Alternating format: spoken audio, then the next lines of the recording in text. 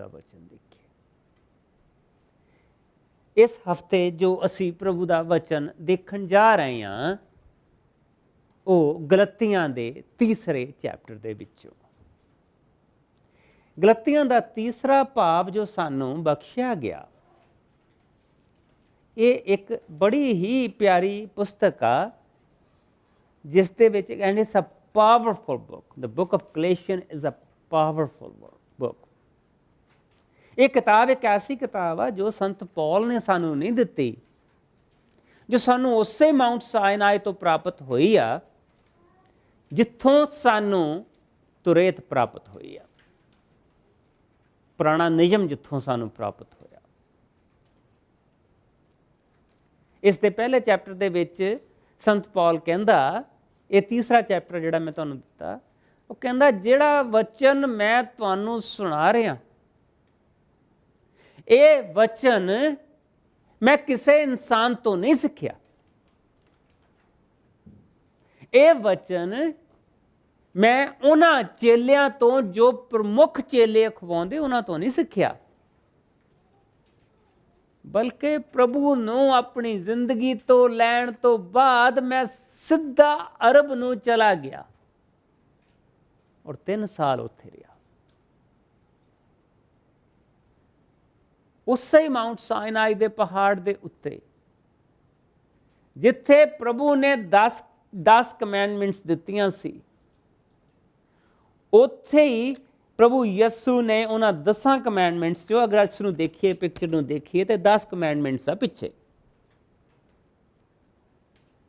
ਇਹ ਪ੍ਰਭੂ ਦੇ 10 ਹੁਕਮ ਆ। ਪ੍ਰਭੂ ਨੇ ਉਹੀ 10 ਹੁਕਮ ਮਸੀਹ ਦੇ ਵਿੱਚ ਪੂਰੇ ਹੁੰਦੇ ਦਿਖਾਏ ਆ ਉਸਨੂੰ।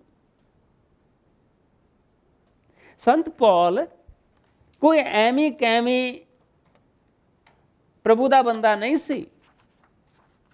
ਸੰਤ ਪੌਲ ਅਗਲਾ ਹਾਈ ਪ੍ਰੀਸਟ ਬਣਨ ਦੇ ਲਈ ਉਸ ਨੂੰ ਛਾਂਗਿਆ ਜਾ ਰਿਹਾ ਸੀ, ਤਿਆਰ ਕੀਤਾ ਜਾ ਰਿਹਾ ਸੀ। ਉਸਨੇ ਯਹੂਦੀਆਂ ਦਾ ਹਾਈ ਪ੍ਰੀਸਟ ਹੋਣਾ ਸੀ।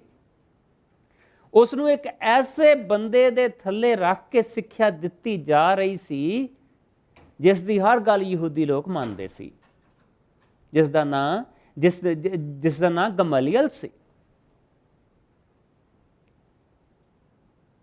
ਉਸ ਦੀ ਸਿੱਖਿਆ, ਉਸ ਦਾ ਕਬੀਲਾ, ਉਸ ਦੀ ਜਾਤ ਬਹੁਤ ਹਾਈ ਸੀ। ਪ੍ਰਭੂ ਨੇ ਉਸ ਬੰਦੇ ਨੂੰ ਚੁਣਿਆ, ਉਸ ਨੂੰ ਆਪ ਸਿਖਾਇਆ ਕਿ ਸ਼ੁਭ ਸਮਾਚਾਰ ਕੀ ਆ। ਔਰ ਸ਼ੁਭ ਸਮਾਚਾਰ ਜਿਹੜਾ ਸਾਨੂੰ ਬਖਸ਼ਿਆ ਗਿਆ, ਜਿਹੜਾ ਸਾਨੂੰ ਦਿੱਤਾ ਗਿਆ, ਉਹ ਇਹ ਆ ਜੋ ਤੁਸੀਂ ਆਪਣੀਆਂ ਸ਼ੁਕਰਗੁਜ਼ਾਰੀਆਂ ਦੇ ਵਿੱਚ ਇੱਥੇ ਸੁਣਿਆ। ਸ਼ੁਭ ਸਮਾਚਾਰ, the good news is this, that with our works or keeping the laws, we cannot save ourselves. Religion cannot save us. ਸ਼ੁਭ ਸਮਾਚਾਰ ਇਹ ਆ, ਇਨਸਾਨ ਦਾ ਧਰਮ ਉਸ ਨੂੰ ਬਚਾ ਨਹੀਂ ਸਕਦਾ। 84 ਦੇ ਚੱਕਰ ਦੇ ਵਿੱਚ ਪੈਣ ਦੇ ਲਈ ਇੱਕੋ ਹੀ ਪਾਪ ਕਾਫੀ ਹੈ, ਔਰ ਮੁੜ ਕੇ ਉਸੇ ਚੱਕਰ ਦੇ ਵਿੱਚ ਆ ਸੀ, ਉਸੇ ਹੀ ਗੇੜ ਦੇ ਵਿੱਚ ਆ। ਉਸ ਚੱਕਰ ਚੋਂ ਕੋਈ ਨਹੀਂ ਛੁਡਾ ਸਕਦਾ, ਉਸ ਚੱਕਰ ਚੋਂ ਧਰਮ ਨਹੀਂ ਛੁਡਾ ਸਕਦਾ, ਕਿਉਂਕਿ ਧਰਮ ਦੀਆਂ ਅਸੀਂ ਗੱਲਾਂ ਕਰਦੇ ਹਾਂ, ਧਰਮ ਰੱਖਦੇ ਨਹੀਂ। ਜੇ ਧਰਮ ਰੱਖਦੇ ਹਾਂ ਤੇ ਉਹ ਵੀ ਸਾਡਾ ਇੱਕ ਬਾਹਰੀ ਰੂਪ ਹੀ ਹੁੰਦਾ ਆ ਇਨਸਾਨ ਦਾ। ਅਸੀਂ ਉੱਦਾਂ ਦਾ ਇੱਕ ਰੂਪ ਧਾਰ ਲੈਂਦੇ ਹਾਂ, ਔਰ ਅਸੀਂ ਕਹਿ ਰਹੇ ਹੁੰਦੇ ਕਿ ਅਸੀਂ ਇਹ ਰੂਪ ਧਾਰ ਕੇ ਅਸੀਂ ਕੰਮ ਕਰ ਰਹੇ ਹਾਂ, ਅਸੀਂ ਧਰਮ ਰੱਖ ਰਹੇ ਹਾਂ। ਪਰ ਉਹ ਸਾਡੇ ਅੰਦਰ, ਸਾਡਿਆਂ ਕਰਮਾਂ ਦੇ ਵਿੱਚ ਨਹੀਂ ਉਤਰਦਾ, ਸਾਡਿਆਂ ਕੰਮਾਂ ਦੇ ਵਿੱਚ ਨਹੀਂ ਆਉਂਦਾ। ਗਲਤੀ ਜਿਹੜੇ ਇਸ ਗਲਤੀਆਂ ਦੇ ਇਲਾਕੇ ਦੇ ਜਿਹੜੇ ਲੋਕ ਸੀਗੇ, ਇਹ ਉਹ ਲੋਕ ਸੀਗੇ ਜਿਹੜੇ ਯਹੂਦੀ ਕੌਮ ਦੇ ਵਿੱਚ ਪੈਦਾ ਨਹੀਂ ਸੀ ਹੋਏ, ਜਿਸ ਤਰ੍ਹਾਂ ਅਸੀਂ ਬੈਠੇ ਹੋ।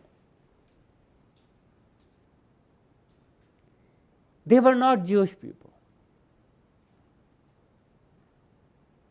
ਇਹ ਉਹ ਲੋਕ ਸੀ ਜਿਹੜੇ ਮੂਰਤੀ ਪੂਜਾ ਕਰਨ ਵਾਲੇ ਲੋਕ ਸੀ, ਜਿਹੜੇ ਜਾਦੂ ਟੂਣੇ ਕਰਨ ਵਾਲੇ ਲੋਕ ਸੀ, ਜਿਨ੍ਹਾਂ ਚੋਂ ਅਸੀਂ ਨਿਕਲ ਕੇ ਆਏ।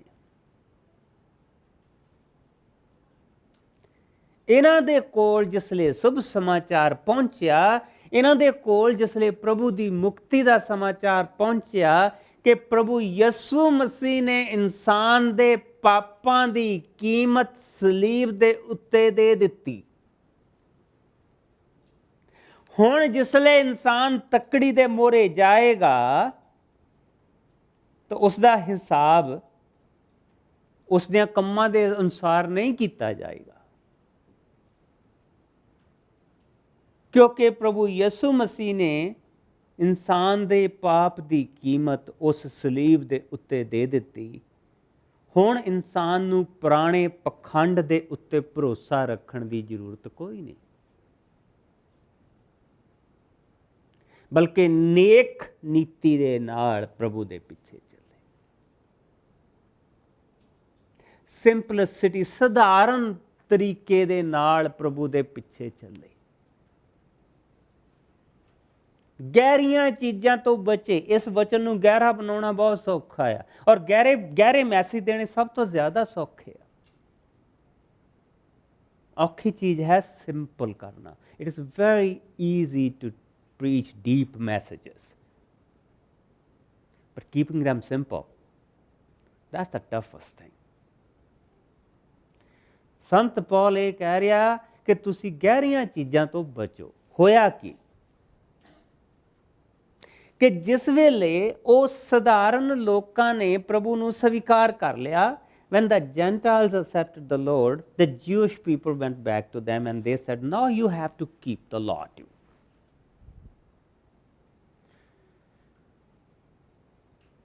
ਜਿਸਲੇ ਉਹਨਾਂ ਲੋਕਾਂ ਨੇ ਪ੍ਰਭੂ ਨੂੰ ਸਵੀਕਾਰ ਕਰ ਲਿਆ, ਜਿਹੜੇ ਬੁੱਤ ਪ੍ਰਸਤ ਸੀਗੇ, ਜਿਹੜੇ ਜਾਦੂ ਟੂਣਿਆਂ ਦੇ ਵਿੱਚ ਪਏ ਹੋ ਸੀਗੇ, ਜਿਹੜੇ ਤਰ੍ਹਾਂ ਤਰ੍ਹਾਂ ਦੇ ਤਰੀਕਿਆਂ ਦੇ ਨਾਲ ਪਰਮੇਸ਼ਵਰ ਨੂੰ ਖੁਸ਼ ਕਰਨ ਦੀ ਕੋਸ਼ਿਸ਼ ਕਰਦੇ ਪਏ ਸੀਗੇ, ਤੇ ਯਹੂਦੀਆਂ ਨੇ ਜਿਹੜੇ ਦੇਖਿਆ ਕਿ ਇਹਨਾਂ ਨੇ ਪ੍ਰਭੂ ਨੂੰ ਸਵੀਕਾਰ ਕਰ ਲਿਆ, ਤੇ ਉਹ ਆਪਣੀਆਂ ਕਿਤਾਬਾਂ ਚੁੱਕ ਕੇ ਤਾਂ ਉਹਨਾਂ ਦੇ ਕੋਲ ਪਹੁੰਚ ਗਏ। ਹੁਣ ਤੁਹਾਨੂੰ ਆ ਵੀ ਸਵੀਕਾਰ ਕਰਨਾ ਪਏਗਾ, ਹੁਣ ਤੁਹਾਨੂੰ ਇਹ ਜਿਹੜੇ ਸਾਰੇ ਲਾ ਆ ਇਹ ਵੀ ਰੱਖਣੇ ਪੈਣਗੇ। ਸੰਤ ਪੌਲ ਵਿਚਾਰਾ ਜੇਲ੍ਹ 'ਚ ਬੈਠਾ ਆ। ਜਿਸਲੇ ਉਹਨੇ ਇਹ ਸਾਰੀਆਂ ਚੀਜ਼ਾਂ ਸੁਣੀਆਂ ਕਿ ਉਹ ਤਾਂ ਮੁੜ ਕੇ ਯਹੂਦੀਆਂ ਦੇ ਉਹ ਪਖੰਡਾਂ ਦੇ ਵਿੱਚ ਮੁੜ ਕੇ ਫੇਰ ਪੈ ਗਏ ਆ, ਤੇ ਉਹ ਉਹਨਾਂ ਨੂੰ ਇੱਕ ਖਤ ਲਿਖਦਾ ਪਿਆ। So when we see the first verse, ਜਿਸਲੇ ਅਸੀਂ ਪਹਿਲੀ ਆਇਤ ਦੇਖਦੇ ਹਾਂ, ਤੀਸਰਾ ਚੈਪਟਰ 3, ਗਲੇਸ਼ੀਅਨਸ ਚੈਪਟਰ 3 verse 1, ਜਿਸਲੇ ਅਸੀਂ ਪਹਿਲੀ ਆਇਤ ਨੂੰ ਦੇਖਦੇ ਹਾਂ ਤਾਂ ਉਹਨਾਂ ਨੂੰ ਕਹਿ ਰਿਹਾ, ਹੇ ਮੂਰਖ ਗਲਾਤੀਓ, ਤੁਹਾਡੇ ਉੱਪਰ ਕਿਸ ਨੇ ਜਾਦੂ ਕਰ ਦਿੱਤਾ ਹੈ? ਤੁਹਾਨੂੰ ਮਸੀਹ ਦੀ ਸਲੀਬੀ ਮੌਤ ਦੇ ਬਾਰੇ ਇਸ ਤਰ੍ਹਾਂ ਸਾਫ਼-ਸਾਫ਼ ਦੱਸਿਆ ਗਿਆ ਸੀ ਕਿ ਜਿਵੇਂ ਇਹ ਸਭ ਕੁਝ ਤੁਹਾਡੀਆਂ ਅੱਖਾਂ ਦੇ ਸਾਹਮਣੇ ਹੋਇਆ ਹੋਵੇ। ਤੁਹਾਨੂੰ ਇਹ ਦੱਸਿਆ ਗਿਆ ਸੀ ਕਿ ਮਸੀਹ ਨੇ ਜਿਹੜੀ ਸਲੀਬੀ ਮੌਤ ਦਿੱਤੀ ਆ, ਉਹ ਤੁਹਾਨੂੰ ਕਿਸ ਤਰ੍ਹਾਂ ਬਚਾਏਗੀ। ਧਰਮ ਤੋਂ ਤੁਹਾਡਾ ਬਚਾਅ ਕਿਸ ਤਰ੍ਹਾਂ ਆ, ਮਸੀਹ ਦੇ ਵਿੱਚ ਉਹ ਬਚਾਅ ਸਾਡਾ ਕਿਸ ਤਰ੍ਹਾਂ ਆ। ਅਗਰ ਤੁਸੀਂ ਆਪਣੀਆਂ ਬਾਈਬਲਾਂ ਖੋਲੋ, let's go to Isaiah chapter 53। ਆਓ ਆਇਜ਼ਿਆ ਦਾ, I didn't have that in here, ਪਰ ਅਗਰ ਸਾਨੂੰ ਆਪਣੀ ਬਾਈਬਲ ਦੇ ਵਿੱਚ ਜਾਣਾ ਪੈਣਾ, ਯਸਾਇਆ ਦਾ 53ਵਾਂ ਭਾਵ, ਜਿੱਥੇ ਬਿਲਕੁਲ ਸਾਫ਼ ਤਰੀਕੇ ਦੇ ਨਾਲ, ਬਿਲਕੁਲ ਸਾਫ਼ ਔਰ ਬਿਲਕੁਲ ਕਲੀਅਰ ਕਰਕੇ ਉਸ ਨੂੰ ਦੱਸਿਆ ਗਿਆ ਕਿ ਮਸੀਹ ਦੇ ਵਿੱਚ ਕਿਸ ਤਰ੍ਹਾਂ ਸਾਰਾ ਧਰਮ ਪੂਰਾ ਹੁੰਦਾ ਪਿਆ, ਕਿਸ ਤਰ੍ਹਾਂ ਮਸੀਹ ਦੀ ਮੌਤ ਦੇ ਵਿੱਚ ਸਾਡੀ ਮੁਕਤੀ ਆ, ਕਿਸ ਤਰ੍ਹਾਂ ਮਸੀਹ ਦੇ ਮਾਰ ਦੇ ਵਿੱਚ ਸਾਡੀ ਤੰਦਰੁਸਤੀ ਆ, ਕਿੱਦਾਂ ਮਸੀਹ ਦਾ ਇਹ ਪਿਆਰ ਦਾ, ਇਹ ਮਸੀਹ ਦੀ ਵੱਡੀ ਦਇਆ ਦਾ ਚੈਪਟਰ ਆ ਜੋ ਅਸੀਂ ਦੇਖਦੇ ਪਏ ਹਾਂ। ਔਰ ਅਜੀਬ ਚੀਜ਼ ਇਹ ਆ ਮਸੀਹ ਦੇ ਜਨਮ ਤੋਂ 700 ਸਾਲ ਪਹਿਲਾਂ ਲਿਖਿਆ ਗਿਆ।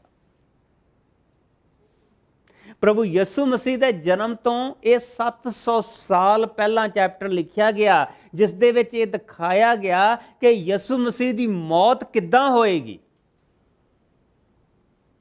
ਉਹ ਕਿੱਦਾਂ ਆਪਣੀ ਜਾਨ ਦੇਏਗਾ,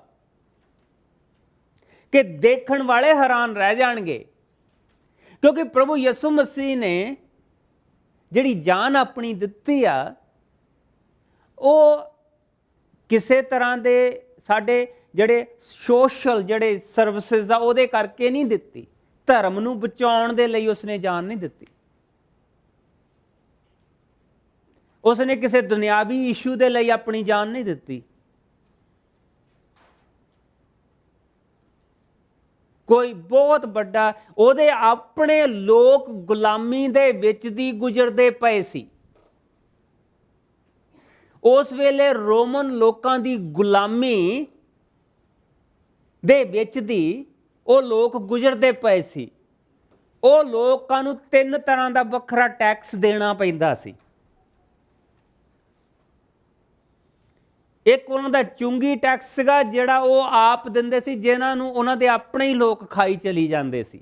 ਫਿਰ ਉਹਨਾਂ ਨੂੰ ਮੰਦਰ ਦਾ ਟੈਕਸ ਦੇਣਾ ਪੈਂਦਾ ਸੀਗਾ, ਜਿਹੜੇ ਮੰਦਰ ਦੇ ਲੋਕ ਖਾਈ ਜਾਂਦੇ ਸੀ। ਇੱਕ ਫਿਰ ਉਹਨਾਂ ਨੂੰ ਰੋਮਨ ਗਵਰਨਮੈਂਟ ਦਾ ਟੈਕਸ ਦੇਣਾ ਪੈਂਦਾ ਸੀਗਾ। ਉਹ ਵਿਚਾਰਿਆਂ ਦੇ ਭੜੋਲੇ 'ਚ ਜਿਹੜੇ 4 ਦਾਣੇ ਹੁੰਦੇ ਸੀ ਉਹ ਵੀ ਕੱਢ ਕੇ ਲੈ ਜਾਂਦੇ। ਪ੍ਰਭੂ ਯਿਸੂ ਮਸੀਹ ਨੇ ਉਹਨਾਂ 'ਚੋਂ ਕਿਸੇ ਅਨਿਆਏ ਦੇ ਲਈ ਆਪਣੀ ਜਾਨ ਨਹੀਂ ਦਿੱਤੀ। ਉਹਨਾਂ ਦੇ ਜਵਾਨਾਂ ਨੂੰ ਮਾਰਿਆ ਜਾਂਦਾ ਸੀ, ਬੱਚਿਆਂ ਨੂੰ ਮਾਰਿਆ ਜਾਂਦਾ। ਪ੍ਰਭੂ ਨੇ ਉਹਨਾਂ ਵਿੱਚੋਂ ਕਿਸੇ ਚੀਜ਼ ਦੇ ਲਈ ਜਾਨ ਨਹੀਂ ਦਿੱਤੀ। ਕਿਸੇ ਦੁਨਿਆਵੀ ਇਸ਼ੂ ਦੇ ਲਈ ਉਹਨੇ ਜਾਨ ਨਹੀਂ ਦਿੱਤੀ। ਪ੍ਰਭੂ ਯਿਸੂ ਮਸੀਹ ਨੇ ਜਿਹੜੀ ਆਪਣੀ ਜਾਨ ਦਿੱਤੀ ਆ, ਉਹ ਸਿਰਫ ਇੱਕੋ ਹੀ ਚੀਜ਼ ਦੇ ਲਈ ਦਿੱਤੀ ਆ, ਉਹ ਹੈ ਪਾਪੀ ਦੇ ਪਾਪ ਦੇ ਲਈ। ਪਾਪ ਦੀ ਕੀਮਤ ਦੇਣ ਦੇ ਲਈ ਉਸਨੇ ਜਾਨ ਦਿੱਤੀ ਹੈ, ਕਿਉਂਕਿ ਦੁਨਿਆਵੀ ਤੌਰ ਦੇ ਉੱਤੇ ਉਸ ਦੇ ਉੱਤੇ ਕੋਈ ਵੀ ਚੀਜ਼ ਸਾਬਤ ਨਹੀਂ ਹੋ ਸਕੀ ਕਿ ਉਸ ਦੇ ਕੋਰੜਾ ਵੀ ਮਾਰਿਆ ਜਾਏ। ਉਹਦੇ ਜਿਹੜੇ ਕੋਰੜੇ ਵੀ ਮਾਰੇ ਗਏ ਆ, ਉਹ ਵੀ ਉਹਨਾਂ ਨੂੰ ਖੁਸ਼ ਕਰਨ ਦੇ ਲਈ ਮਾਰੇ ਗਏ ਕਿ ਲਓ ਜੇ ਤੁਸੀਂ ਕਹੋ ਤਾਂ ਮੈਂ ਉਸ ਨੂੰ ਕੋਰੜੇ ਮਾਰ ਕੇ ਛੱਡ ਦਿੰਦਾ।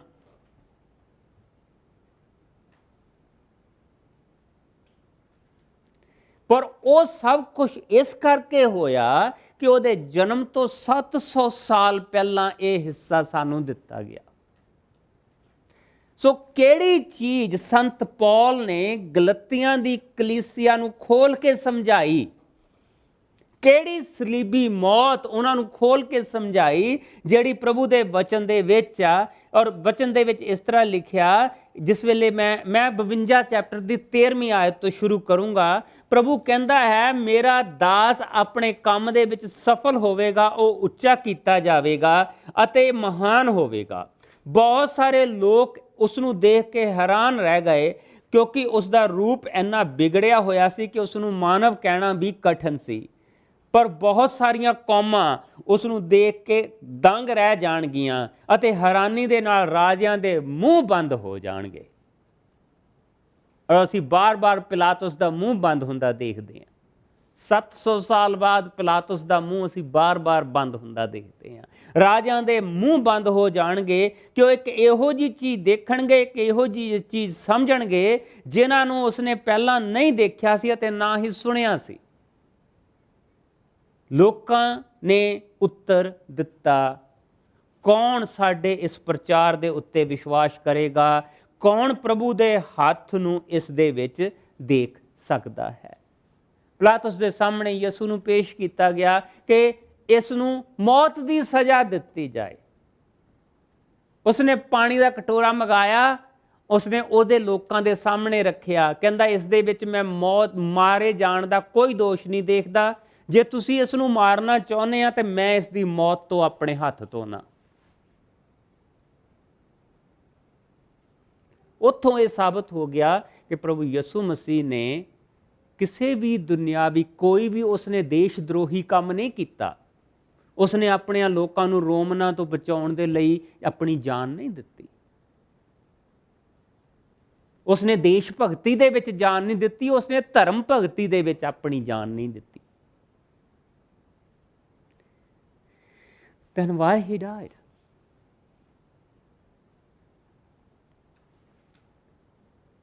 ਤੁਹਾਡੇ ਲਈ ਔਰ ਮੇਰੇ ਲਈ,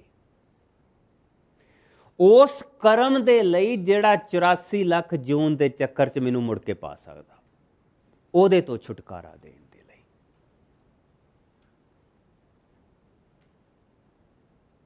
ਕਿਸ ਤਰ੍ਹਾਂ? ਪ੍ਰਭੂ ਦੇ ਜਨਮ ਤੋਂ 700 ਸਾਲ ਪਹਿਲਾਂ ਆ ਲਿਖਿਆ ਗਿਆ, ਲੋਕਾਂ ਨੇ ਉੱਤਰ ਦਿੱਤਾ, ਕੌਣ ਸਾਡੇ ਇਸ ਪ੍ਰਚਾਰ ਦੇ ਉੱਤੇ ਵਿਸ਼ਵਾਸ ਕਰੇਗਾ? ਕੌਣ ਪ੍ਰਭੂ ਦੇ ਹੱਥ ਨੂੰ ਇਸ ਦੇ ਵਿੱਚ ਦੇਖ ਸਕਦਾ ਹੈ? ਪ੍ਰਭੂ ਦੀ ਇਹੋ ਹੀ ਇੱਛਾ ਸੀ ਕਿ ਉਸ ਦਾ ਦਾਸ ਪੌਦੇ ਦੀ ਤਰ੍ਹਾਂ ਵਧੇ, ਜਿਸ ਦੀਆਂ ਜੜ੍ਹਾਂ ਸੁੱਕੀ ਧਰਤੀ ਦੇ ਵਿੱਚ ਹੋਣ। ਉਸ ਦਾ ਨਾ ਕੋਈ ਰੂਪ ਸੀ ਅਤੇ ਨਾ ਹੀ ਸੁੰਦਰਤਾ, ਜਿਸ ਦੇ ਕਾਰਨ ਅਸੀਂ ਉਸ ਦੇ ਵੱਲ ਦੇਖੀਏ, ਨਾ ਹੀ ਉਸ ਦੇ ਵਿੱਚ ਕੋਈ ਖਿੱਚ ਸੀ। ਅਸੀਂ ਉਸ ਦੀ ਨਿੰਦਾ ਕੀਤੀ। ਇਹ ਆ ਸਾਡੇ ਕਰਮ। ਅਗਰ ਇੱਕ ਅੱਧਾ ਕੋਈ ਭਲਾ ਕਰਮ ਸਾਡੇ ਵਿੱਚ ਹੈਗਾ ਵੀ ਆ ਤਾਂ ਉਹਦੇ ਨਾਲ 10 ਬੁਰੇ ਵੀ ਹੈਗੇ ਆ। ਭਲਾਈ ਦਾ ਕਰਮ ਤਾਂ ਇਨਸਾਨ ਦੇ ਵਿੱਚ ਇੱਕ ਅੱਧਾ ਹੀ ਹੁੰਦਾ ਆ। ਔਰ ਜਿਸ ਤਰ੍ਹਾਂ ਗੋਰੇ ਕਹਿੰਦੇ ਕਿ ਵੀ ਆਲਵੇਜ਼ ਪੁੱਟ ਆਵਰ ਬੈਸਟ ਫੁੱਟ ਫਰੰਟ, ਅਸੀਂ ਜਿਹੜਾ ਸਾਡੇ ਵਿੱਚ ਇੱਕ ਚੰਗਿਆਈ ਹੁੰਦੀ ਉਹਨੂੰ ਮੋਹਰੇ ਲਿਆ ਕੇ ਰੱਖਦੇ ਹਾਂ, ਪਰ 10 ਉਹਦੀ ਪਰਛਾਵੇਂ ਦੇ ਵਿੱਚ, ਕਿਉਂਕਿ ਹਰ ਰੋਸ਼ਨੀ ਦਾ ਇੱਕ ਪਰਛਾਵਾਂ ਹੁੰਦਾ। ਪਰਛਾਵੇਂ ਨੂੰ ਹਰੇਕ ਇਨਸਾਨ ਛੁਪਾਉਂਦਾ। ਪਰਛਾਵਿਆਂ ਦੇ ਲਈ ਪ੍ਰਭੂ ਯਿਸੂ ਮਸੀਹ ਨੇ ਜਾਨ ਦਿੱਤੀ ਆ। ਔਰ ਪ੍ਰਭੂ ਦਾ ਵਚਨ ਇਹ ਕਹਿੰਦਾ ਪਿਆ, ਅਸੀਂ ਉਸ ਦੀ ਨਿੰਦਾ ਕੀਤੀ, ਅਸੀਂ ਉਸ ਨੂੰ ਰੱਦ ਦਿੱਤਾ, ਅਸੀਂ ਉਸ ਵੱਲ ਦੇਖਿਆ ਤੱਕ ਨਾ, ਉਸ ਦਾ ਅਸੀਂ ਕੋਈ ਮੁੱਲ ਨਾ ਪਾਇਆ, ਇਸ ਲਈ ਅਸੀਂ ਉਸ ਨੂੰ ਬੇਧਿਆਨ ਕਰ ਦਿੱਤਾ। ਸੱਚਮੁੱਚ ਉਸ ਨੇ ਸਾਡੇ ਗਮ ਲੈ ਲਏ ਅਤੇ ਸਾਡੇ ਥਾਂ ਦੁੱਖ ਸਹੇ, ਪਰ ਫਿਰ ਵੀ ਅਸੀਂ ਉਸ ਨੂੰ ਤੁੱਛ ਸਮਝਿਆ ਅਤੇ ਸਮਝਿਆ ਕਿ ਪਰਮੇਸ਼ਰ ਨੇ ਉਸ ਨੂੰ ਸਜ਼ਾ ਦਿੱਤੀ ਹੈ। ਸੋ ਉਹ ਸਾਡੇ ਪਾਪਾਂ ਦੇ ਕਾਰਨ ਜ਼ਖਮੀ ਹੋਇਆ, ਸਾਡੇ ਅਪਰਾਧਾਂ ਦੀ ਮਾਰ ਉਸਨੇ ਖਾਧੀ। ਵਰਸ 5, ਵਾਈ ਹੀ ਡਾਇਡ। ਉਹ ਸਾਡੇ ਪਾਪਾਂ ਦੇ ਕਾਰਨ ਜ਼ਖਮੀ ਹੋਇਆ, ਸਾਡੇ ਅਪਰਾਧਾਂ ਦੀ ਮਾਰ ਉਸਨੇ ਖਾਧੀ। ਉਸ ਦੇ ਸਜ਼ਾ ਸਹਿਣ ਦੇ ਕਾਰਨ ਅਸੀਂ ਚੰਗੇ ਕੀਤੇ ਗਏ, ਉਸ ਦੇ ਮਾਰ ਖਾਣ ਦੇ ਨਾਲ ਅਸੀਂ ਨਰੋਏ ਕੀਤੇ ਗਏ। ਅਸੀਂ ਸਭ ਦੇ ਸਭ ਭੇਡਾਂ ਦੇ ਵਾਂਗ ਗਵਾਚ ਗਏ ਸਾਂ ਅਤੇ ਸਾਡੇ ਵਿੱਚੋਂ ਹਰ ਇੱਕ ਨੇ ਆਪਣਾ ਰਾਹ ਲਿਆ, ਪਰ ਪ੍ਰਭੂ ਨੇ ਉਸ ਨੂੰ ਸਜ਼ਾ ਦਿੱਤੀ। ਉਸਨੇ ਉਹ ਸਜ਼ਾ ਜੋ ਸਾਨੂੰ ਸਭ ਨੂੰ ਸਹਿਣੀ ਪੈਣੀ ਸੀ।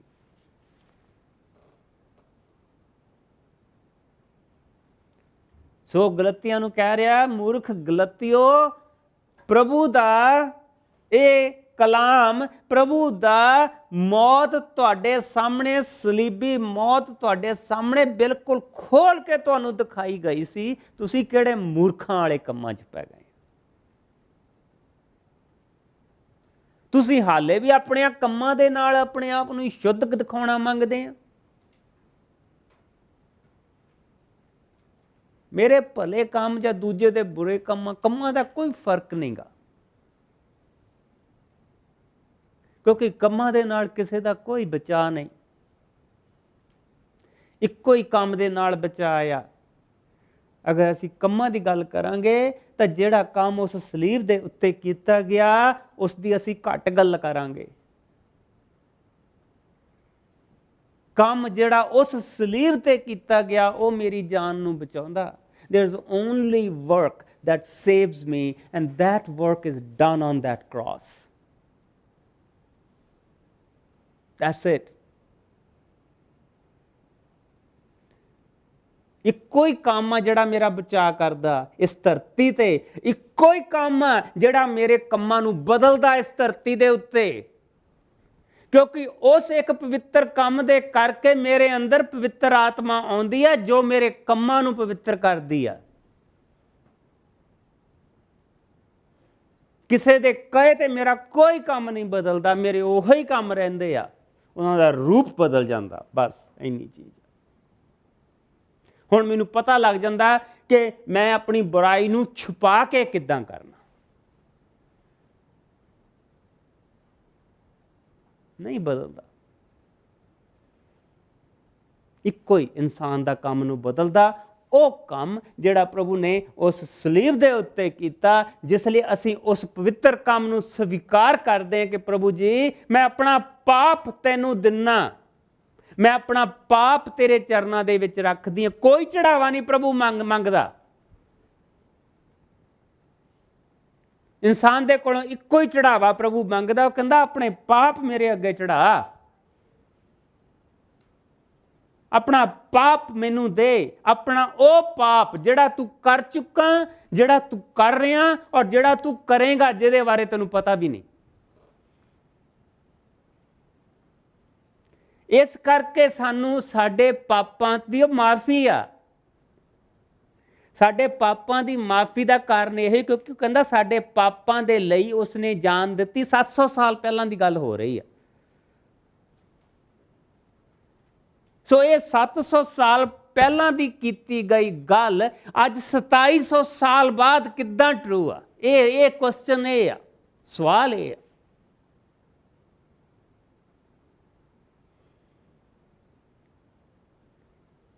ਉਹ ਇਸ ਤਰ੍ਹਾਂ ਟਰੂ ਆ ਕਿ ਇਹ ਜਿਹੜੀ ਮਸੀਹ ਦੀ ਸਲੀਬ 700 ਸਾਲ ਬਾਅਦ ਆਈ, ਉਹ ਇੱਥੇ ਵੀ ਸੱਚ ਸੀ, ਉਹ ਇੱਥੇ ਵੀ ਸੱਚ ਸੀ, ਔਰ ਅੱਜ ਦੇ ਦਿਨ ਵੀ ਸੱਚ ਆ। ਸੋ ਕੀ ਕਹਿ ਰਿਹਾ ਪ੍ਰਭੂ ਦਾ ਵਚਨ ਦੇ ਵਿੱਚ? ਸਾਨੂੰ ਇਹ ਕਹਿ ਰਿਹਾ ਅਸੀਂ ਸਭ ਭੇਡਾਂ ਦੇ ਵਾਂਗ ਗਵਾਚ ਗਏ ਸੀ। ਵਰਸ 6, ਆਇਜ਼ਾ ਚੈਪਟਰ 53 ਵਰਸ 6, ਅਸੀਂ ਸਭ ਭੇਡਾਂ ਦੇ ਵਾਂਗ ਗਵਾਚ ਗਏ ਸਾਂ ਅਤੇ ਸਾਡੇ ਵਿੱਚੋਂ ਹਰ ਇੱਕ ਨੇ ਆਪਣਾ ਰਾਹ ਲਿਆ, ਪਰ ਪ੍ਰਭੂ ਨੇ ਉਸ ਨੂੰ ਸਜ਼ਾ ਦਿੱਤੀ, ਉਹ ਸਜ਼ਾ ਜੋ ਸਾਨੂੰ ਸਭ ਨੂੰ ਸਹਿਣੀ ਪੈਣੀ ਸੀ। ਉਹ ਸਤਾਇਆ ਅਤੇ ਦੁਖੀ ਕੀਤਾ ਗਿਆ, ਪਰ ਉਸਨੇ ਆਪਣੇ ਮੂੰਹੋਂ ਇੱਕ ਸ਼ਬਦ ਨਾ ਕੱਢਿਆ। ਜਿਸ ਤਰ੍ਹਾਂ ਲੇਲਾ ਵੱਢੇ ਜਾਣ ਦੇ ਸਮੇਂ ਚੁੱਪ ਰਹਿੰਦਾ ਹੈ ਅਤੇ ਭੇਡ ਉੱਨ ਕਤਰਨ ਦੇ ਸਮੇਂ ਆਪਣਾ ਮੂੰਹ ਬੰਦ ਰੱਖਦੀ ਹੈ, ਉਸੇ ਤਰ੍ਹਾਂ ਉਸਨੇ ਮੂੰਹ ਬੰਦ ਰੱਖਿਆ। ਉਸ ਦੇ ਉੱਤੇ ਅਤਿਆਚਾਰ ਹੋਇਆ ਅਤੇ ਉਸ ਨੂੰ ਮੌਤ ਦੀ ਸਜ਼ਾ ਦੇ ਕੇ ਲੈ ਜਾਇਆ ਗਿਆ, ਪਰ ਕਿਸੇ ਨੇ ਵੀ ਨਾ ਸੋਚਿਆ ਅਤੇ ਨਾ ਧਿਆਨ ਦਿੱਤਾ ਕਿ ਉਹ ਸਾਡੇ ਲੋਕਾਂ ਦੇ ਪਾਪਾਂ ਦੀ ਸਜ਼ਾ ਭੋਗ ਰਿਹਾ ਹੈ। Did you see that? ਇਹ ਚੀਜ਼ ਆ ਜਿਹੜੀ ਪ੍ਰਭੂ ਯਿਸੂ ਦੇ ਵਿੱਚ ਆ। ਉਸਨੇ ਸਾਡੇ ਪਾਪਾਂ ਦੀ ਸਜ਼ਾ ਭੋਗੀ ਆ। ਜਿਸ ਇਨਸਾਨ ਦੀ ਜ਼ਿੰਦਗੀ ਦੇ ਵਿੱਚ ਪ੍ਰਭੂ ਯਿਸੂ ਆ, ਉਸ ਇਨਸਾਨ ਦੇ ਉੱਤੇ ਪਾਪ ਦੀ ਸਜ਼ਾ ਨਹੀਂ। ਉਸ ਇਨਸਾਨ ਦੇ ਵਿੱਚ ਪਾਪ ਹੈ, ਬਿਲਕੁਲ ਹੈ, ਪਰ ਪਾਪ ਦੀ ਸਜ਼ਾ ਨਹੀਂ। ਕਿਉਂ ਸਜ਼ਾ ਨਹੀਂ? ਕਿਉਂਕਿ ਸਜ਼ਾ ਭੋਗੀ ਜਾ ਚੁੱਕੀ ਆ। ਕੀ ਉਸ ਦੀ ਜ਼ਿੰਦਗੀ ਦੇ ਵਿੱਚ ਕਰਮ ਹੈ? ਕਿਹਦੇ ਕਰਕੇ? ਉਹਦੇ ਆਪਣੇ ਕਰਕੇ ਨਹੀਂ, ਪਵਿੱਤਰ ਆਤਮਾ ਦੇ ਕਰਕੇ ਜੋ ਸਾਨੂੰ ਬਖਸ਼ੀ ਗਈ ਹੈ, ਉਹਦੀ ਜ਼ਿੰਦਗੀ 'ਚ ਕਰਮ ਆ। ਮੇਰਾ ਪਵਿੱਤਰ ਜਿਹੜਾ ਕੰਮ ਮੇਰਾ ਸਰੀਰ ਕੋਈ ਭਲਾ ਕੰਮ ਕਰਦਾ ਪਿਆ, ਉਹ 'ਚ ਮੇਰੀ ਕੋਈ ਵਡਿਆਈ ਨਹੀਂ। ਉਸ ਪਵਿੱਤਰ ਆਤਮਾ ਦੀ ਵਡਿਆਈ ਆ ਜਿਹੜੀ ਪ੍ਰਭੂ ਦੇ ਕਰਕੇ ਮੇਰੀ ਜ਼ਿੰਦਗੀ ਦੇ ਵਿੱਚ ਆ, ਕਿਉਂਕਿ ਉਹ ਭਲਾ ਕੰਮ ਸਿਰਫ ਪਵਿੱਤਰ ਆਤਮਾ ਮੇਰੇ ਰਾਹੀਂ ਕਰ ਰਿਹਾ। ਮੇਰਾ ਜਿਸਮ ਤਾਂ ਇੱਕ ਤੋਂ ਬਾਅਦ ਦੂਜੀ ਬੁਰਾਈ ਹੀ ਕਰਨੀ ਮੰਗਦਾ।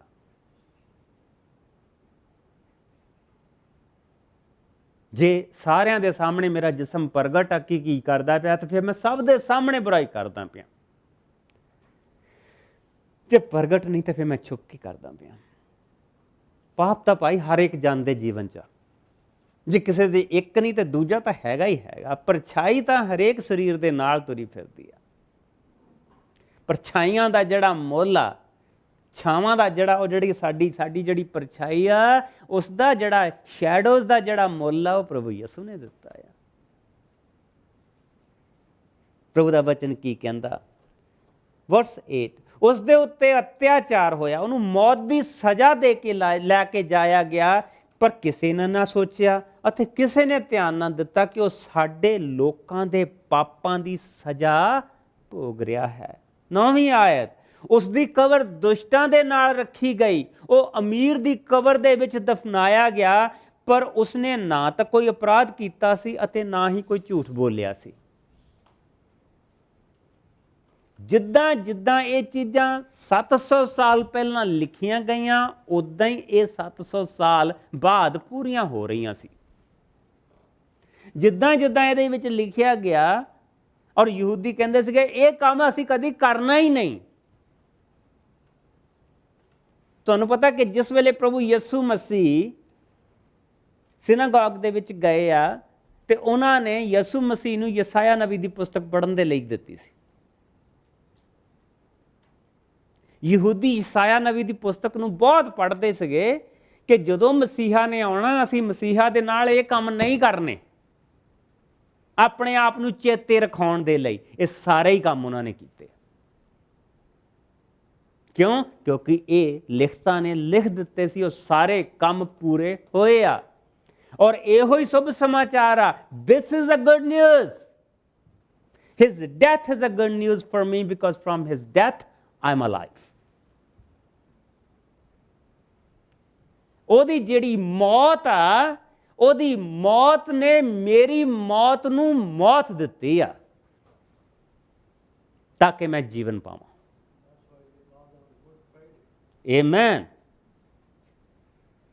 ਆਮੇਨ। ਇਸੇ ਕਰਕੇ ਇਹਨੂੰ ਗੁੱਡ ਫਰਾਈਡੇ ਕਹਿੰਦੇ ਆ। ਔਰ ਪ੍ਰਭੂ ਦੇ ਵਚਨ 'ਚ ਕੀ ਲਿਖਿਆ? 10ਵੀਂ ਆਇਤ, ਪ੍ਰਭੂ ਕਹਿੰਦਾ ਹੈ ਮੇਰੀ ਇਹੋ ਹੀ ਇੱਛਾ ਸੀ ਕਿ ਉਹ ਦੁੱਖ ਸਹੇ, ਅਤੇ ਉਸ ਦੀ ਮੌਤ ਪਾਪਾਂ ਤੋਂ ਮਾਫੀ ਦੇ ਲਈ ਕੀ ਸੀ? ਬਲੀ ਸੀ। ਸੋ ਪ੍ਰਭੂ ਯਿਸੂ ਮਸੀਹ ਦੀ ਸ਼ਹੀਦੀ ਨਹੀਂ ਹੋਈ। ਬਹੁਤ ਸਾਰੇ ਇਹ ਕਹਿੰਦੇ ਕਿ ਤੁਹਾਡਾ ਇੱਕੋ ਹੀ ਸ਼ਹੀਦ ਹੋਇਆ। ਉਹ ਭਾਈ ਸਾਡਾ ਉਹ ਸ਼ਹੀਦੀ ਨਹੀਂ ਸੀ। ਸਾਡਾ ਜੇ ਤੁਸੀਂ ਉਹ ਗਿਣਤੀ ਕਰ ਦਿੰਦੇ, ਸਾਡਾ ਇੱਕ ਵੀ ਸ਼ਹੀਦ ਨਹੀਂ ਹੋਇਆ। ਪ੍ਰਭੂ ਯਿਸੂ ਮਸੀਹ ਦੀ ਜਿਹੜੀ ਮੌਤ ਸੀ, it was not a martyrdom. Martyrdom has a purpose, and it's an earthly purpose.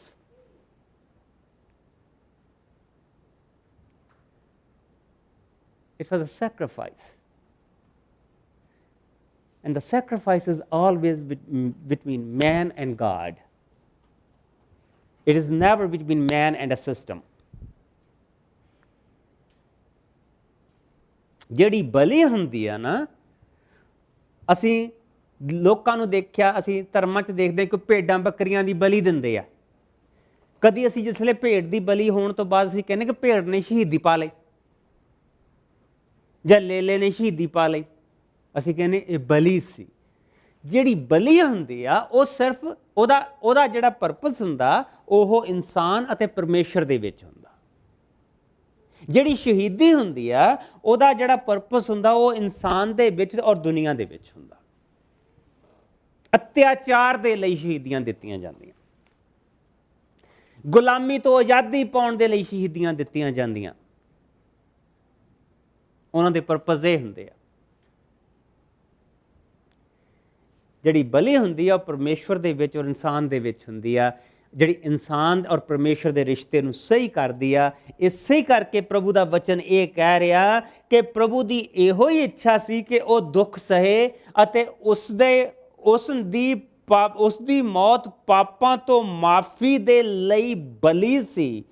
ਉਹ ਆਪਣਾ ਵੰਸ਼ ਦੇਖੇਗਾ ਅਤੇ ਉਹ ਲੰਮੀ ਉਮਰ ਭੋਗੇਗਾ, ਅਤੇ ਉਸ ਦੁਆਰਾ ਮੇਰਾ ਉਦੇਸ਼ ਪੂਰਾ ਹੋਵੇਗਾ। ਉਸ ਦੇ ਦੁੱਖ ਭੇਜਣ ਤੋਂ ਪਿੱਛੋਂ ਉਸ ਨੂੰ ਫਿਰ ਆਨੰਦ ਮਿਲੇਗਾ, ਅਤੇ ਉਹ ਜਾਣ ਜਾਵੇਗਾ ਕਿ ਉਸ ਨੇ ਵਿਅਰਥ ਦੁੱਖ ਨਹੀਂ ਭੋਗਿਆ ਹੈ। ਮੇਰਾ ਭਲਾ ਦਾਸ ਜਿਸ ਤੋਂ ਮੈਂ ਖੁਸ਼ ਹਾਂ, ਅਣਗਿਣਤ ਲੋਕਾਂ ਦੀ ਥਾਂ ਸਜ਼ਾ ਭੋਗੇਗਾ।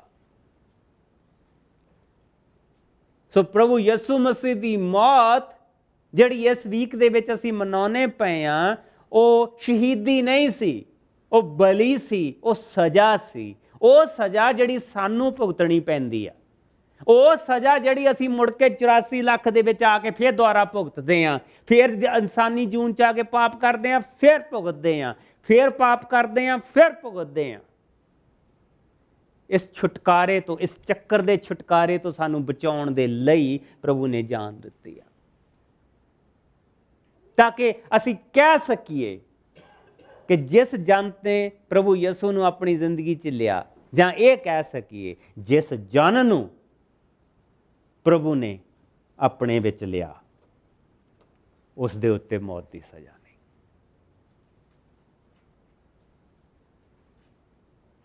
ਗਲਤੀਆਂ ਦੇ ਭਾਵ 'ਚ ਦੇਖਾਂਗੇ। ਬਚਨ ਦੀ 12ਵੀਂ ਆਇਤ ਦੇ ਵਿੱਚ ਇੱਥੇ ਲਿਖਿਆ, 11 ਤੋਂ ਫਿਰ ਦੁਆਰਾ ਪੜ੍ਹਦੇ ਹਾਂ। ਪਰ ਉਸਦੇ ਦੁੱਖ ਭੋਗਣ ਦੇ ਪਿੱਛੋਂ ਉਸ ਨੂੰ ਫਿਰ ਆਨੰਦ ਮਿਲੇਗਾ ਤੇ ਉਹ ਜਾਣ ਜਾਵੇਗਾ ਕਿ ਉਸਨੇ ਵਿਅਰਥ ਦੁੱਖ ਨਹੀਂ ਭੋਗਿਆ ਹੈ। ਮੇਰਾ ਭਲਾ ਦਾਸ ਜਿਸ ਤੋਂ ਮੈਂ ਖੁਸ਼ ਹਾਂ ਅਣਗਿਣਤ ਲੋਕਾਂ ਦੀ ਥਾਂ ਸਜ਼ਾ ਭੋਗੇਗਾ ਅਤੇ ਉਸਦੇ ਕਾਰਨ ਮੈਂ ਉਹਨਾਂ ਨੂੰ ਮਾਫ ਕਰਾਂਗਾ। ਇਸ ਲਈ ਮੈਂ ਉਸ ਨੂੰ ਇੱਕ ਆਦਰ ਵਾਲੀ ਥਾਂ ਦੇਵਾਂਗਾ, ਸ਼ਕਤੀਸ਼ਾਲੀ ਅਤੇ ਆਦਰ ਵਾਲੇ ਮਨੁੱਖਾਂ ਦੇ ਵਿੱਚ ਦੇਵਾਂਗਾ। ਉਸਨੇ ਖੁਸ਼ੀ ਖੁਸ਼ੀ ਆਪਣੀ ਜਾਨ ਦਿੱਤੀ ਅਤੇ ਦੁਸ਼ਟਾਂ ਦੇ ਜੀਵਨ ਦਾ ਭਾਗੀ ਬਣਿਆ। ਉਸਨੇ ਅਣਗਿਣਤ ਪਾਪੀਆਂ ਦੇ ਥਾਂ ਲਈ ਅਤੇ ਉਹਨਾਂ ਦੀ ਪਾਪਾਂ ਤੋਂ ਮਾਫੀ ਪ੍ਰਾਪਤੀ ਦੇ ਲਈ ਪ੍ਰਾਰਥਨਾ ਕੀਤੀ। ਇਹ ਹੈ ਭਾਈ ਸ਼ੁਭ ਸਮਾਚਾਰ ਇਸ ਬਾਈਬਲ ਦਾ। ਜਿਸ ਵੇਲੇ ਪ੍ਰਭੂ ਯਿਸੂ ਮਸੀਹ ਉਸ ਸਲੀਬ ਦੇ ਉੱਤੇ ਸੀ, when he was on that cross, you know what he said? Father, forgive them, they don't know what they are doing. ਸਵਰਗ ਔਰ ਧਰਤੀ ਦੇ ਵਿੱਚ ਜਿਸ ਵੇਲੇ ਉਹ ਲਟਕਿਆ ਸੀ, when he was in the middle of heaven and earth on that cross, ਸਵਰਗ ਔਰ ਧਰਤੀ ਦੇ ਵਿੱਚ ਜਿਸ ਲਈ ਉਹ ਲਟਕਿਆ ਸੀ, ਉਸਨੇ ਕਿਹਾ, ਬਾਪ ਇਹਨਾਂ ਨੂੰ ਮਾਫ ਕਰ, ਇਹ ਨਹੀਂ ਜਾਣਦੇ ਇਹ ਕੀ ਕਰਦੇ ਆ। ਧਰਮ ਰੱਖਣ ਵਾਲਿਆਂ ਨੇ 700 ਸਾਲ ਇਸ ਪੁਸਤਕ ਨੂੰ ਪੜ੍ਹਿਆ ਔਰ ਕਿਹਾ ਕਿ ਅਸੀਂ ਇਹ ਕੰਮ ਨਹੀਂ ਕਰਾਂਗੇ। ਉਹਨਾਂ ਨੇ ਫਿਰ ਕੀਤੇ। ਇਹ ਕਿਤਾਬ ਹਰੇਕ ਯਹੂਦੀ ਨੂੰ ਮੂੰਹ ਜਵਾਨੀ ਆਉਂਦੀ ਆ। ਇਹਦੀਆਂ 66 ਕਿਤਾਬਾਂ ਉਹਨਾਂ ਨੂੰ ਤੋਤੇ ਵਾਂਗੂ ਰਟੀਆਂ ਆ। ਉਹਨਾਂ ਨੇ ਫਿਰ ਉਹੋ ਹੀ ਕੰਮ ਕੀਤੇ ਜਿਹੜੇ ਉਹ ਕਹਿੰਦੇ ਸੀਗੇ ਅਸੀਂ ਇਹ ਕੰਮ ਨਹੀਂ ਕਰਨੇ। ਧਰਮ ਕੋਈ ਨਹੀਂ ਰੱਖ ਸਕਦਾ, ਧਰਮ ਕੋਈ ਨਹੀਂ ਰੱਖ ਸਕਦਾ। ਅਸੀਂ ਸਿਰਫ ਉਸ ਕਰਮ ਦੇ ਨਾਲ ਬਚਦੇ ਹਾਂ ਜਿੱਥੇ ਧਰਮ ਪੂਰਾ ਕੀਤਾ ਗਿਆ, ਔਰ ਉਹ ਹੈ ਉਹ ਸਲੀਬ। ਤਾਂ ਫਿਰ ਸਾਡਾ ਕਰਮ ਕਿੱਦਾਂ ਬਦਲੇ? ਉਸ ਸਲੀਬ ਤੋਂ ਹੀ ਹੁਣ ਜਿਸਲੇ ਅਸੀਂ ਦੁਆਰਾ ਇਸ ਵਚਨ 'ਤੇ ਆਵਾਂਗੇ ਤੇ ਸ਼ੁਭ ਸਮਾਚਾਰ ਜਿਹੜਾ ਸਾਡੀ ਜ਼ਿੰਦਗੀ ਦੇ ਵਿੱਚ ਉਹਦੀ ਗੱਲ ਇੱਥੇ ਕੀਤੀ ਜਾਏਗੀ। ਥੋੜ੍ਹੀਆਂ ਜਿਹੀਆਂ ਆਇਤਾਂ ਇਸ ਦੀਆਂ ਪੜ੍ਹਾਂਗੇ ਜਿੱਥੋਂ ਇਹ ਪਤਾ ਲੱਗੂਗਾ ਕਿ ਸਲੀਬ ਤੋਂ ਸਾਨੂੰ ਕਿਹੜੀ ਬਰਕਤ ਮਿਲੀ ਆ। ਆਓ ਇਸ ਦੀ ਪਹਿਲੀ ਆਇਤ ਤੋਂ ਦੁਆਰਾ ਦੇਖੀਏ। Galatians chapter 3, I'm going to start from verse 1 again. ਗਲਤੀਆਂ ਦਾ ਤੀਸਰਾ ਭਾਵ ਉਹਦੀ ਪਹਿਲੀ ਆਇਤ ਤੋਂ ਮੈਂ ਦੁਆਰਾ ਸ਼ੁਰੂ ਕਰੂੰਗਾ। ਹੇ ਮੂਰਖ ਗਲਤੀਓ, ਤੁਹਾਡੇ ਉੱਪਰ ਕਿਸ ਨੇ ਜਾਦੂ ਕਰ ਦਿੱਤਾ ਹੈ? ਤੁਹਾਨੂੰ ਮਸੀਹ ਦੀ ਸਲੀਬੀ ਮੌਤ ਬਾਰੇ ਇਸ ਤਰ੍ਹਾਂ ਸਾਫ਼-ਸਾਫ਼ ਦੱਸਿਆ ਗਿਆ ਸੀ ਕਿ ਜਿੱਦਾਂ ਉਹ ਸਭ ਕੁਝ ਤੁਹਾਡੀਆਂ ਅੱਖਾਂ ਦੇ ਸਾਹਮਣੇ ਹੋਇਆ ਹੋਵੇ। ਸੰਤ ਪੌਲ ਨੂੰ ਆਹ ਹਿੱਸਾ ਮੂੰਹ ਜਵਾਨੀ ਚੇਤੇ ਸੀਗਾ। ਉਸਨੇ ਉਹਨਾਂ ਨੂੰ ਮੂੰਹ ਜਵਾਨੀ ਦੱਸਿਆ ਕਿ ਅੱਜ ਤੋਂ 700 ਸਾਲ ਪਹਿਲਾਂ ਮਸੀਹ ਦੇ ਬਾਰੇ ਇਹ ਚੀਜ਼ਾਂ ਦੱਸੀਆਂ ਗਈਆਂ ਔਰ ਮਸੀਹ ਦੀ ਮੌਤ ਬਿਲਕੁਲ ਇਸੇ ਤਰੀਕੇ ਨਾਲ ਹੋਈ ਆ। ਤੁਹਾਡਾ ਪਾਪ ਮਾਫ ਆ। ਔਰ ਫਿਰ ਕਹਿੰਦਾ ਤੁਸੀਂ ਮੈਨੂੰ ਕੇਵਲ ਇੱਕ ਗੱਲ ਦਾ ਉੱਤਰ ਦਿਓ ਕਿ ਤੁਸੀਂ ਪਵਿੱਤਰ ਆਤਮਾ ਨੂੰ ਵਿਵਸਥਾ ਦੇ ਕੰਮਾਂ ਦੇ ਦੁਆਰਾ ਪ੍ਰਾਪਤ ਕੀਤਾ ਹੈ।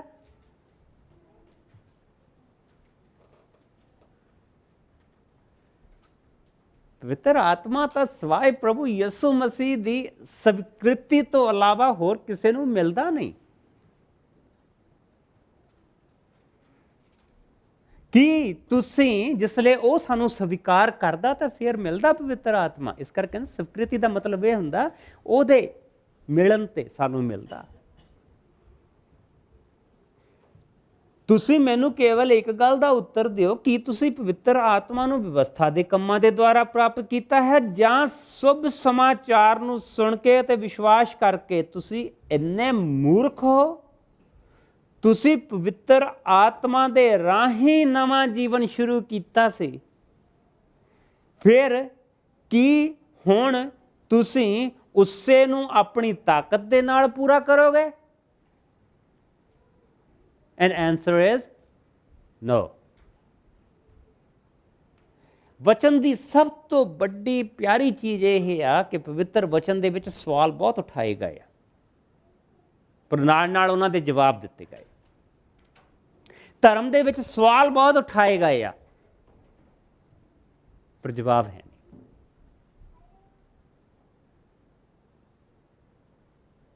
ਪਵਿੱਤਰ ਬਾਈਬਲ ਦੇ ਵਿੱਚ, in the Holy Bible, we have a lot of questions raised, but then we will find the answers too. In the other books, there are lots of questions raised, same amount of questions are raised, but there are no answers. ਉਸ ਦੇ ਵਿੱਚ ਸਾਨੂੰ ਇਹੋ ਹੀ ਦੱਸਿਆ ਗਿਆ ਕਿ ਜਿਸ ਵੇਲੇ ਉਹ ਸਤਿਗੁਰੂ ਤੁਹਾਡੀ ਜ਼ਿੰਦਗੀ ਦੇ ਵਿੱਚ ਆਏਗਾ, ਜਿਸ ਵੇਲੇ ਉਹ ਸ੍ਰੇਸ਼ਟ ਗੁਰੂ ਤੁਹਾਡੀ ਜ਼ਿੰਦਗੀ ਦੇ ਵਿੱਚ ਆਏਗਾ, ਤੇ ਫਿਰ ਤੁਹਾਨੂੰ ਜ਼ਿੰਦਗੀ ਦੇ ਇਹ ਸਵਾਲਾਂ ਦੇ ਜਵਾਬ ਮਿਲਣਗੇ। ਸੋ ਉਨੀ ਦੇਰ ਤੱਕ ਤੁਸੀਂ ਸਿਰਫ ਖੋਜ ਕਰੋ, ਉਸ ਨੂੰ ਲੱਭੋ।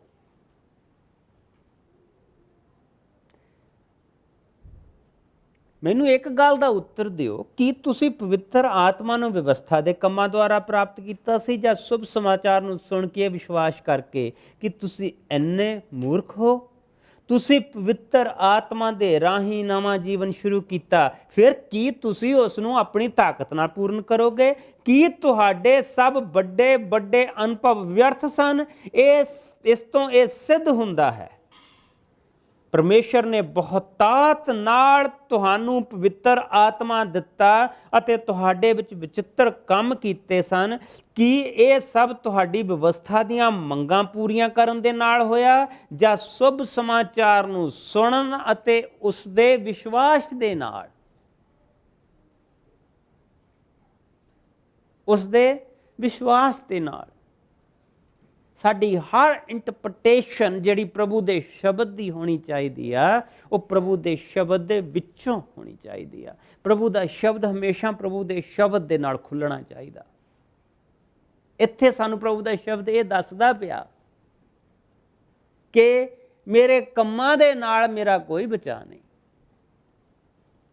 ਕਿਉਂਕਿ ਜ਼ਿਆਦਾ ਬਚਾਅ ਤਾਂ ਮੈਂ ਜ਼ਿਆਦਾ ਚੰਗੇ ਕੰਮ ਤਾਂ ਮੈਂ ਇਸ ਕਰਕੇ ਕਰਦਾ ਕਿ ਲੋਕ ਮੈਨੂੰ ਭਲਾ ਕਹਿਣ।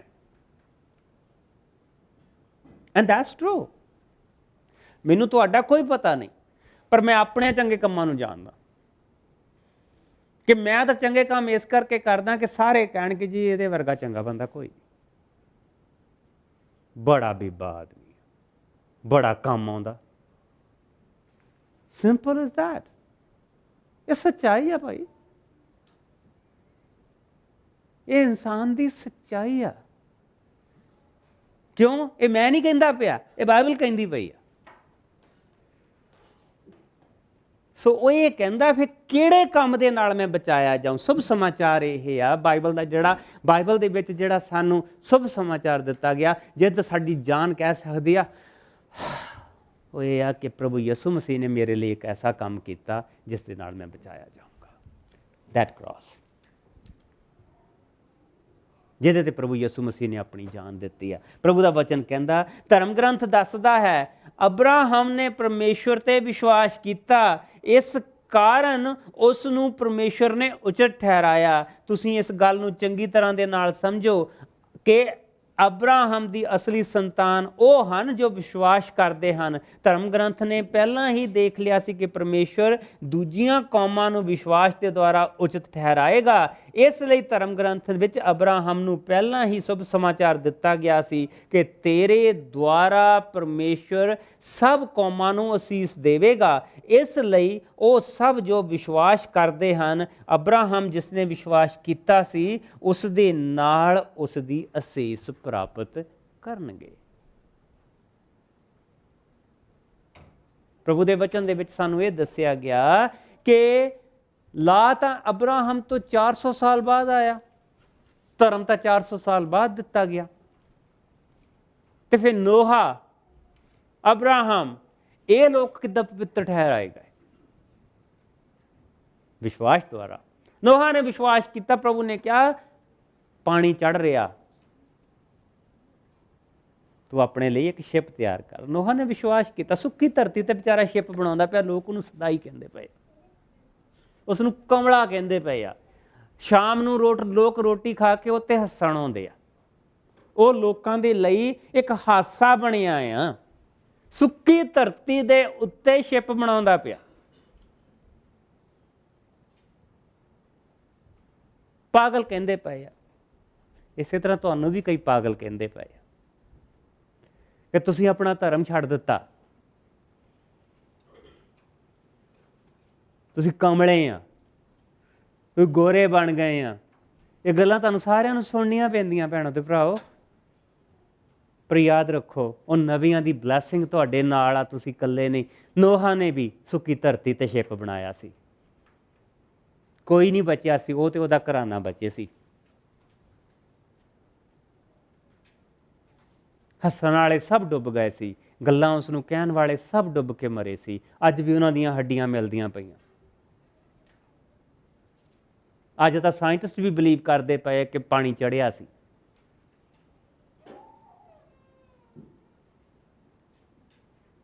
ਇਸੇ ਤਰ੍ਹਾਂ ਅਬਰਾਹਮ ਵੀ ਵਿਚਾਰਾ 75 ਸਾਲਾਂ ਦਾ ਬਜ਼ੁਰਗ ਸੀ, 65 ਸਾਲ ਦੀ ਉਸ ਦੀ ਪਤਨੀ ਸੀ ਔਰ ਉਹ ਬਾਂਝ ਸੀ। ਪ੍ਰਭੂ ਨੇ ਕਿਹਾ, ਤੂੰ ਆਪਣਾ ਘਰਾਨਾ ਛੱਡ ਕੇ ਚਲਾ ਜਾ, ਮੈਂ ਤੇਰੇ ਤੋਂ ਇੱਕ ਔਲਾਦ ਪੈਦਾ ਕਰੂੰਗਾ। ਉਸ ਔਰਤ ਦੇ ਘਰ, ਉਸ ਬੁੱਢੀ ਔਰਤ ਦੇ ਘਰ ਪ੍ਰਭੂ ਨੇ ਔਲਾਦ ਪੈਦਾ ਕੀਤੀ ਸੀ, ਜਿਸਲੇ ਉਹਦੀ ਉਮਰ 65 ਸਾਲਾਂ ਦੀ ਨਹੀਂ ਸੀ। ਕਿੰਨੀ ਉਮਰ ਸੀ ਉਸਦੀ?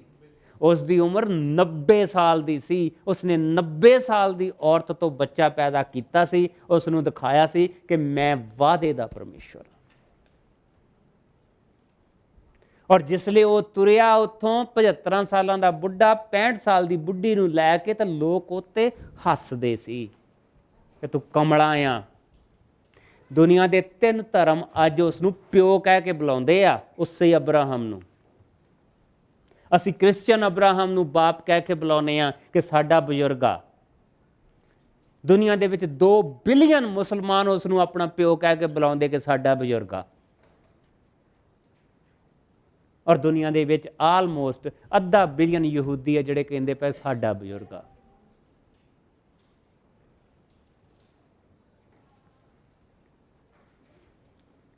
ਮੇਰੇ ਪਿਆਰੇ ਭੈਣੋ ਤੇ ਭਰਾਓ, ਇਹ ਪ੍ਰਭੂ ਨੇ ਜੋ ਸ਼ੁਭ ਸਮਾਚਾਰ ਸਾਨੂੰ ਦਿੱਤਾ, ਉਹ ਸਾਨੂੰ ਕਹਿ ਰਿਹਾ ਕਿ ਜਿਹੜੀ ਅਸੀਸ ਮੈਂ ਉਸ ਅਬਰਾਹਮ ਨੂੰ ਦਿੱਤੀ ਹੋਈ ਆ, ਕਿ ਅੱਜ ਦੁਨੀਆ ਦੇ ਵਿੱਚ 6 ਬਿਲੀਅਨ ਲੋਕ ਆ।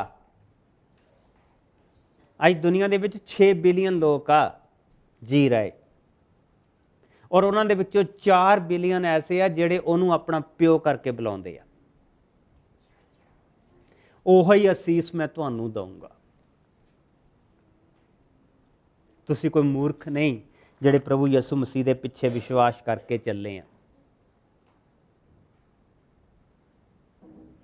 ਤੁਸੀਂ ਉਹਨਾਂ ਨਬੀਆਂ ਦੇ ਵਰਗੇ ਆ ਜਿਨ੍ਹਾਂ ਨੇ ਸਲੀਬ ਦੇ ਉੱਤੇ ਵਿਸ਼ਵਾਸ ਕੀਤਾ ਔਰ ਪ੍ਰਭੂ ਦੇ ਪਿੱਛੇ ਚੱਲੇ ਆ। ਔਰ ਸ਼ੁਭ ਸਮਾਚਾਰ ਇਹ ਆ ਕਿ ਤੁਹਾਡਾ ਪਾਪਾਂ ਦਾ ਮੁੱਲ ਇਸ ਸਲੀਬ ਦੇ ਉੱਤੇ ਦਿੱਤਾ ਗਿਆ। ਸ਼ੁਭ ਸਮਾਚਾਰ ਇਹ ਆ ਕਿ ਤੁਹਾਡਾ ਕਰਮ ਇਸ ਸਲੀਬ ਦੇ ਉੱਤੇ ਬਦਲਿਆ ਗਿਆ। ਸ਼ੁਭ ਸਮਾਚਾਰ ਇਹ ਆ ਕਿ ਪ੍ਰਭੂ ਦੀ ਜਿਹੜੀ ਹਜ਼ੂਰੀ ਸਾਨੂੰ ਪਵਿੱਤਰ ਆਤਮਾ ਪ੍ਰਾਪਤ ਹੋਈ ਆ, ਇਸ ਸਲੀਬ ਦੇ ਕਾਰਨ। ਪ੍ਰਭੂ ਦੇ ਨਾਮ ਨੂੰ ਧੰਨ ਕਹੋ, ਕਿਉਂਕਿ ਉਹ ਤੁਹਾਡੇ ਨਾਲ ਆ। ਪ੍ਰਭੂ ਦੇ ਨਾਮ ਨੂੰ ਧੰਨ ਕਹੋ ਕਿ ਤੁਸੀਂ ਉਹਨਾਂ ਚੱਕਰਾਂ ਤੋਂ ਆਜ਼ਾਦ ਹੋ ਗਏ। ਉਹਨਾਂ ਚੱਕਰਾਂ ਤੋਂ ਆਜ਼ਾਦ ਹੋ ਗਏ ਜਿਹੜੇ ਚੱਕਰਾਂ ਦੇ ਵਿੱਚ ਅਸੀਂ ਪਏ ਹੋ ਸੀ। ਆਓ ਦੁਆ ਕਰੀਏ, ਆਪਣੇ ਪ੍ਰਭੂ ਨੂੰ ਬਰਕਤ ਦਈਏ। ਲੈਟ ਅਸ ਸਟੈਂਡ ਐਂਡ ਪ੍ਰੇ, ਔਰ ਪ੍ਰਭੂ ਦੇ ਨਾਮ ਨੂੰ ਬਰਕਤ ਦਈਏ, ਉਸ ਦੇ ਨਾਮ ਨੂੰ ਧੰਨ ਕਹੀਏ।